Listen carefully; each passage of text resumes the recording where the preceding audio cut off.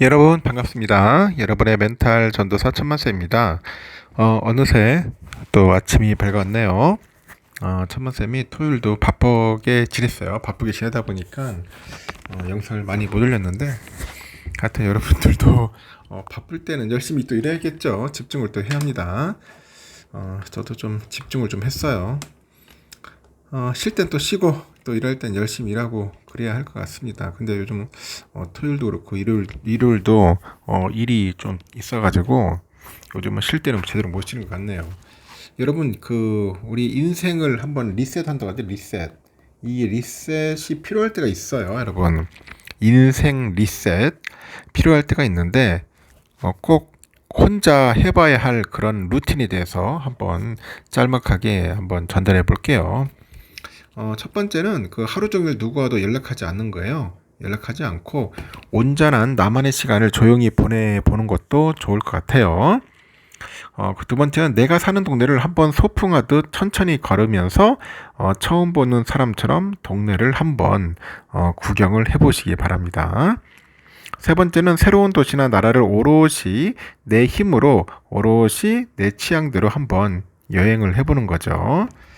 네 번째는 타인의 시선이나 인정이 전혀 필요 없는 나만의 취미를 한번 시작해보고, 다섯 번째는 누구를 위한 식사도 아닌 오직 나를 위해서 정성껏 식탁을 한번 차려보십시오.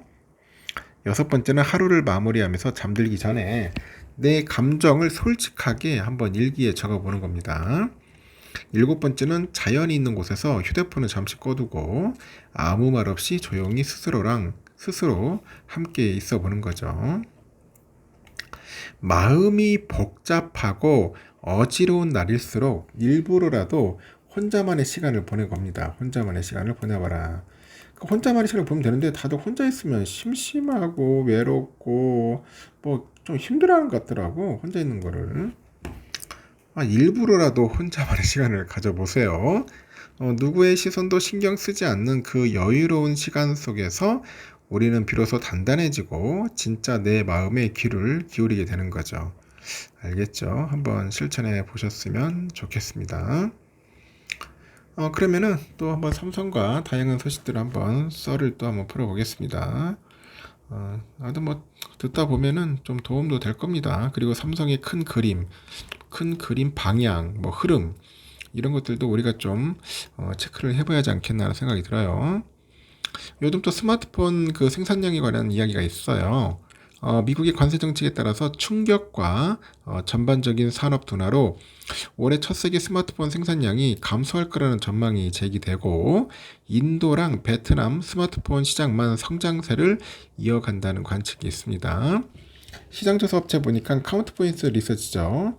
여기 올해 전 세계 스마트폰 생산량이 전년 대비 1% 정도 감소할 거라고 보고 있고 작년에는 중국, 인도, 베트남 세계 스마트폰 시장에서 90% 이상을 제조를 했는데 이 중에 인도가 가장 높은 성장세를 기록했습니다. 올해 중국은 관세의 본격적인 영향을 받을 것으로 보이고 이는 생산량 감소와 더불어서 내수 시장 실적 부진으로 이어질 것으로 전망이 되네요. 코로나 팬데믹 이후로 전 세계 스마트폰 생산 변화가 가속화됐지만은 이 관세를 보니까 관세는 이 부품의 이 공급 업체부터 수입과 유통업체, 브랜드부터 제조업체 이르기까지 산업 전반에 걸쳐서 타격을 주고 있습니다. 제조사들은 중국을 떠나서 다른 국가로 생산 거점을 분산할 수밖에 없는 상황인데 가장 큰 수혜국은 성장 잠재력이 큰 인도랑 중국과의 지리적인 거리가 가깝고 이 소비 가전 부분에서 발달된 위탁 생산과 수출 인프라를 갖춘 베트남이라고 언급을 하더라고요. 인도는 최대 수혜국으로 자리매김할 전망입니다. 애플과 삼성의 수출 수요에 힘입어서 인도는 두 자릿수 성장률을 기록하고 전 세계 스마트폰 생산량의 20% 달성할 것으로 봅니다. 글로벌 제조랑 수출 허브인 베트남 역시 삼성과 모토로라를 중심으로 견조한 성장세를 이어갈 것으로 봅니다.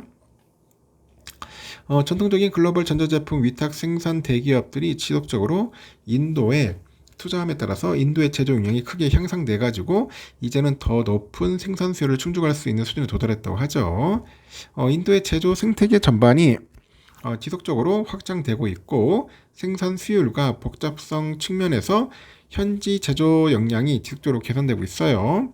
인도 정부 또한 부품 생태계 활성화를 위해서 최근에 전자부품 제조 지원 정책을 도입해서 기업들의 인도 투자랑 현지 생산을 장려하는 거죠. 카운터 포인트가 현상을 고려할 때 인도가 장기적으로 가장 큰 수혜국이 될 거라고 보는 것 같아요. 이 마켓 지역은 스마트폰 생산에서 차지하는 비중이 작아요. 제한적인 데다가 자국 내 스마트폰 수요도 약화됨에 따라서 지속적인 하락세를 보일 가능성이 높다고 합니다. 애플이 미국 공장에서 아이폰을 생산한다면 아직 모든 조건이 갖춰지지 않았다는 점을 고려할 때 가격이 한 15에서 20%, 즉 150에서 200달러 가량 인상될 것으로 예상되죠. 이러한 비용 증가는 주로 인건비, 공장 투자 비용, 물류 비용 차이에서 기인할 거로 봅니다. 공급망을 전환하는 것은 하루아침에 이루어질 수 있는 일이 아니라고 하죠. 이는 막대한 노력과 자본 그리고 시간을 필요로 합니다. 중국, 인도, 베트남 등 국가들도 현재 그 제조 역량과 생산 능력을 갖추기까지 수십 년이 걸렸다고 이제 꼬집는 거죠. 하여튼 인도가 참 무서운 국가입니다. 내가 볼 때는 앞으로 인구도 많고 하니까. 그리고 연내 2번 접는 스마트폰을 출시하겠다고 하는데 드디어 삼성전자의 2번 접는 스마트폰이 나온다고 하네요. 이미 10년 전부터 개발에 들어가서 제품 완성도 부족과 시장성이 없다는 이유로 포기까지 갔던 제품인데 스마트폰 사업을 총괄하는 노태문 사장이 연내 2번 접는 스마트폰을 출시하겠다고 공식화했어요. 노 사장은 지난 9일에 미국 뉴욕에서 갤럭시 건팩 2025 행사 이후로 연말 출시를 목표로 완성도를 높이겠다 이같이 언급을 했습니다. 노 사장이 공식화 이후로 외신들도 혁신적인 삼성 제품에 큰 관심을 보이고 예상 이미지가 잇따라서 좀 등장을 한 것 같아요. 그래서 시끌벅적하다. 삼성이 2번 접는 스마트폰은 기존에 한 번 접는 폴더블 폰과는 달리 갤럭시 G라고 해요. G 시리즈로 등장할 것으로 봅니다. 기존의 폴더블 폰 시리즈는 Z 시리즈랑 별개의 라인업으로 제품을 선보이는 건데 이 G 폴드 이거는 태블릿 PC에 준하는 넓은 화면이 적용되고 가격도 역대급이 예상된다. 업계에서는 갤럭시 G 폴드의 출고가를 400만원대로 보는 것 같습니다. 400만원 참.